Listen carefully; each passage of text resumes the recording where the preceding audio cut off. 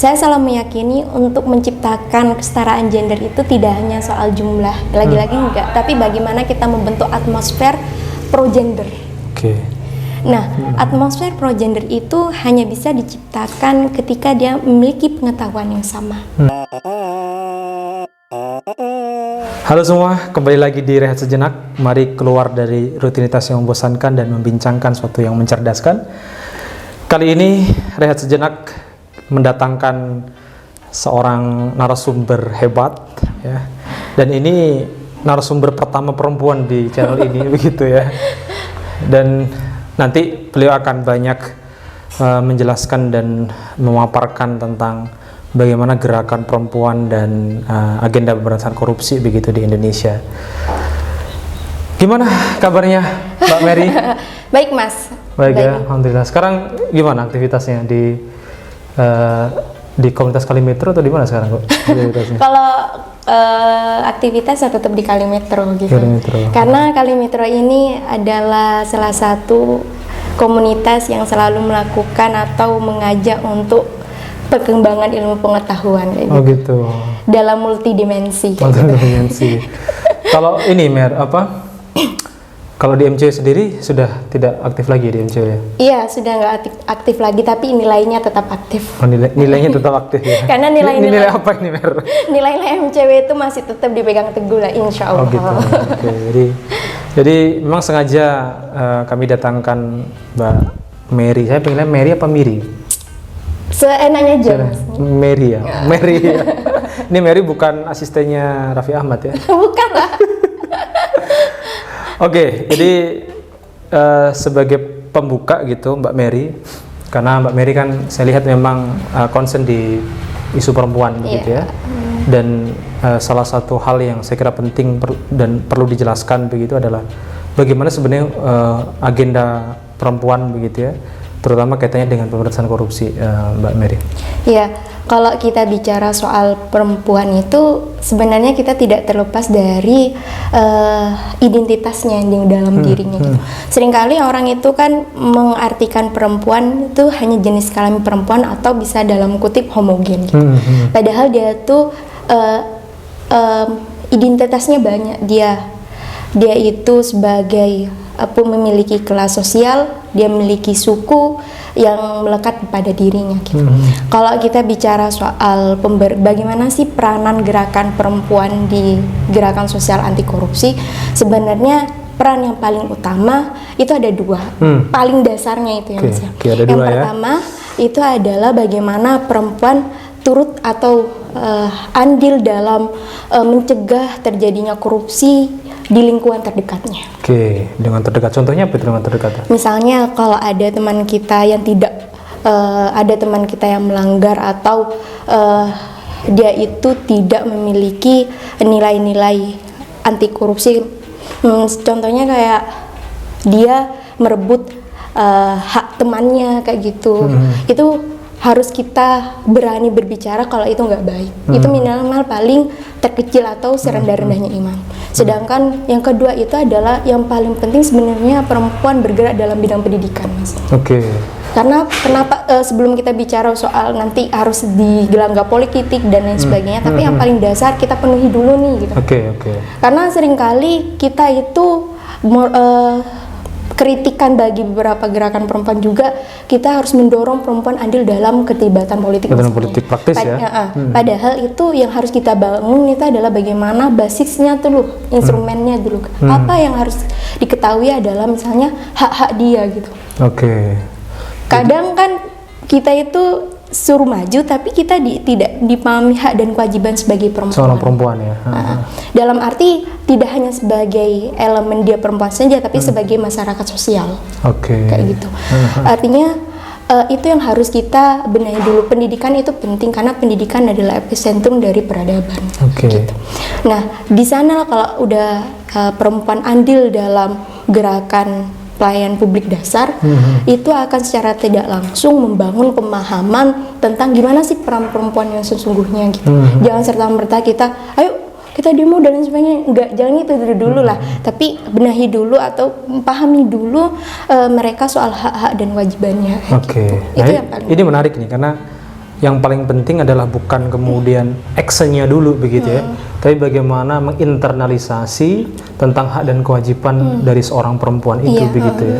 Apa hak dan kewajiban yang harus dipahami oleh seorang perempuan begitu, Mbak Mary? Ya, perempuan itu yang tadi saya katakan juga, Mas, bahwa perempuan itu dia sebagai istri, dia juga sebagai anak, dan dia itu sebagai makhluk sosial, dan dia sebagai warga negara, yang dimana hak soal pendidikannya tuh pendidikannya, walaupun kalau di kota mungkin barangkali kita sudah menyadarkan kalau pendidikan itu tidak mengenal jenis kelamin. Tapi berbeda. Sepakatlah kalau poin itu ya. Tapi berbeda dengan yang daerah terpencil, misalnya kayak di daerah saya, bahwa perempuan yang berpendidikan itu seperti tabu gitu. Bagaimana kita bicara soal demokrasi, bicara soal gerakan anti korupsi, tapi dasar-dasar dan pemahaman perihal pendidikan saja tidak menyebar. Itu kan menjadi masalah sebenarnya. Betul. Kayak gitu. Lagi-lagi yang harus kita benahi bagaimana perempuan yang sudah sadar, tapi bukan hanya sisterhood ya, atau kita harus bangun juga brotherhood. Jadi tidak hanya persahabatan antar sesama perempuan ya, tapi juga antar sesama begitu ya. Iya, karena permasalahan perempuan bukan cuma masalah tentang perempuan itu sendiri, tapi masalah perempuan itu adalah masalah sosial.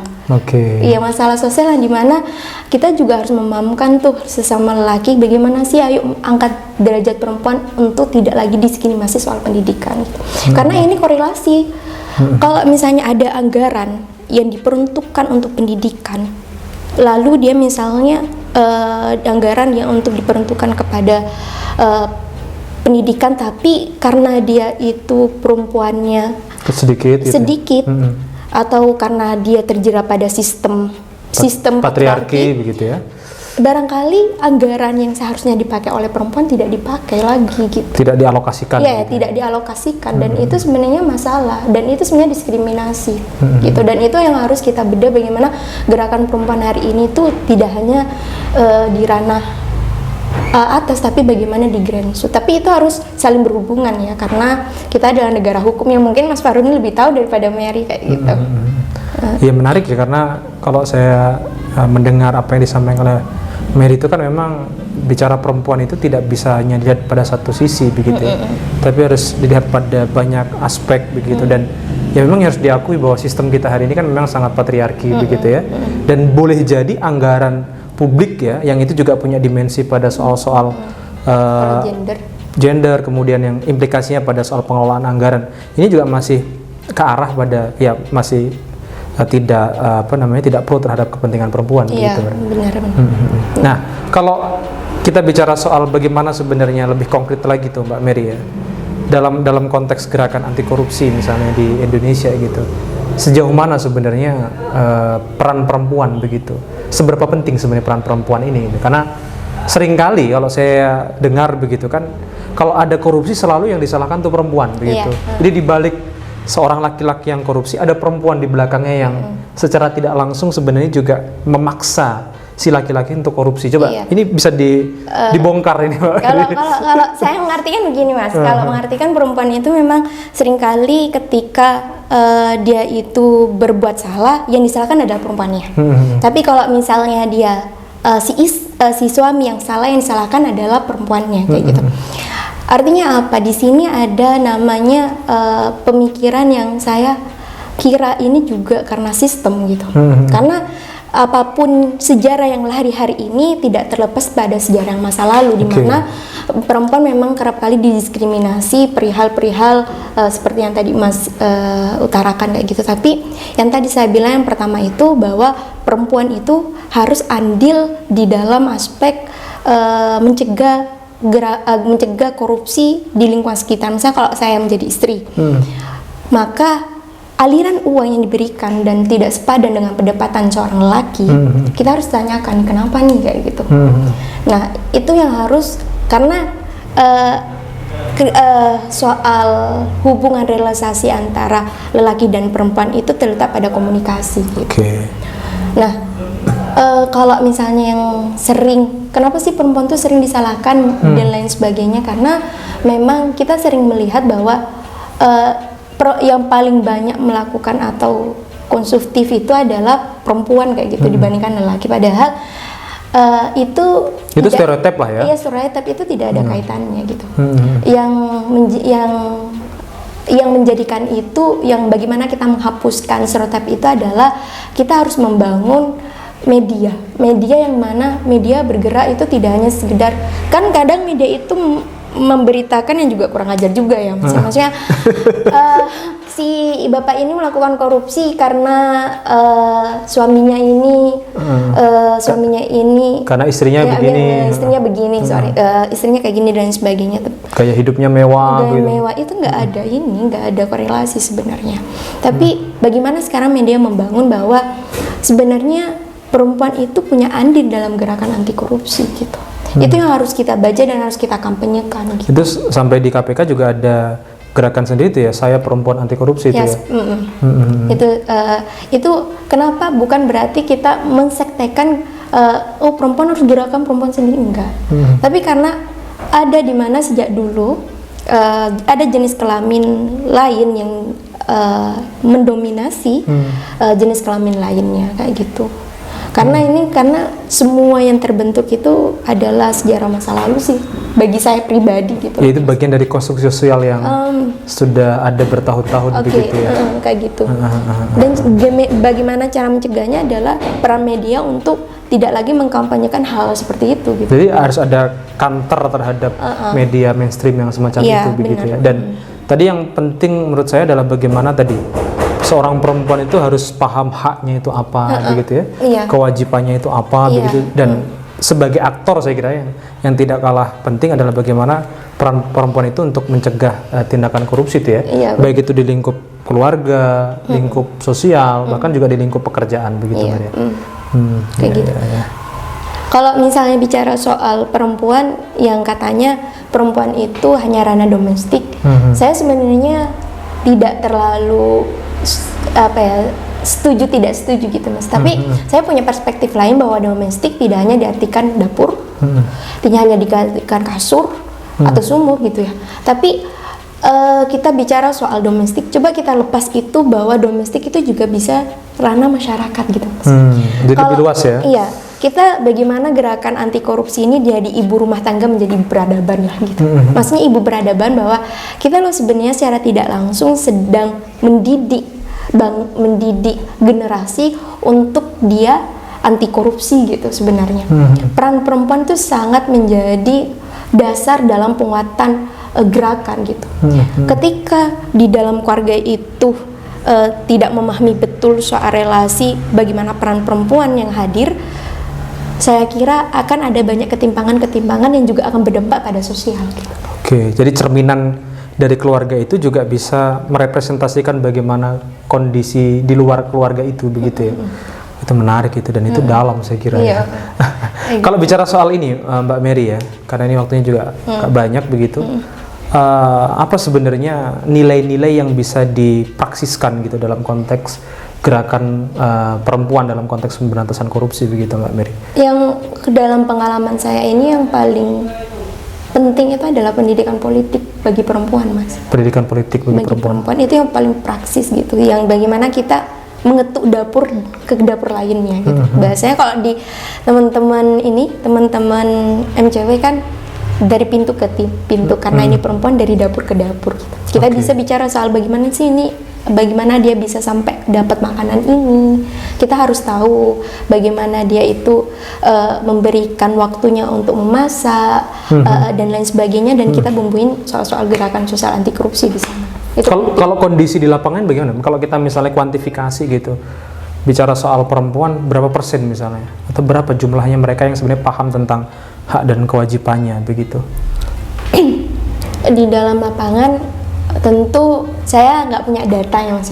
Tapi kalau kita bicara antara rank 1 sampai 10 mungkin masih 3 ya.